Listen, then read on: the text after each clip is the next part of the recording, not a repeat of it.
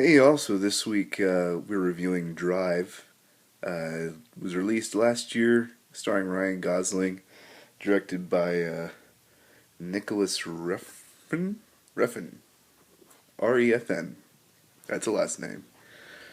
Uh, okay, so here's my story about this movie. I hadn't heard anything about it. My wife suggested, let's go see this movie called Drive. I was like, okay, that sounds good. Who's in this movie called Drive? And she said Ryan Gosling. I was like, okay, well, that's why you want to go see it, is because of Ryan Gosling. Um, and I figured, what the heck? After reading the synopsis, it sounded pretty good, Um, but it was really good. It turns out it's not just eye candy for the ladies. Um, I was kind of disappointed for the eye candy for the guys because Christina Hendricks is in it for like 10 minutes and then her head gets blown off. Spoiler alert. Um, Anyways, that's beside the point.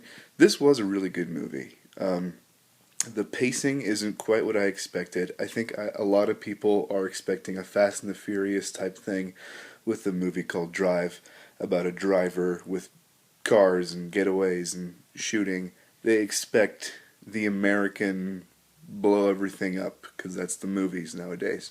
It struck me more as a European style, like Leon the Professional, where the pacing is kind of slower, with moments of like, holy crap, just explosive violence, and then it lulls you back into a nice little place of security, and then it just explodes again, which I find really interesting. It was really entertaining and fun. Um, Another thing I want to note, the soundtrack I thought was incredible. Um, Although, funny story, my wife and I double dated going to see this movie with another friend, a couple friend of ours, and halfway through the movie, I lean over to my wife. I'm like, I got to get this soundtrack. This is awesome. It's kind of M83, sort of 80s electro pop, if you're into that kind of thing. Not like ABBA or I don't know any other 80s electro pop, to be honest with you, but M83 reminds me of what that would be like. But 2 seconds later, she leans over to her friend, and her friend goes, "What the fuck is this? Who made the music to this? This is stupid." So I guess different strokes for different folks. Either you're gonna love this movie, or you're gonna hate this movie. You're gonna hate how slow it seems. You're gonna hate that there's no really explosions. You're gonna hate the music. Um, but honestly, I think if you overlook that, if you look past that as a more mature, I don't want to sound like I'm dissing people that like Fast and the Furious because those are entertaining movies, but this is just different. Um, the acting is solid, it's sparse, it's minimalist, if you want to say it that way. Um, Ryan Gosling, there's scenes with him and whatever the girl actor's name is. I have it pulled up here. Carey Mulligan.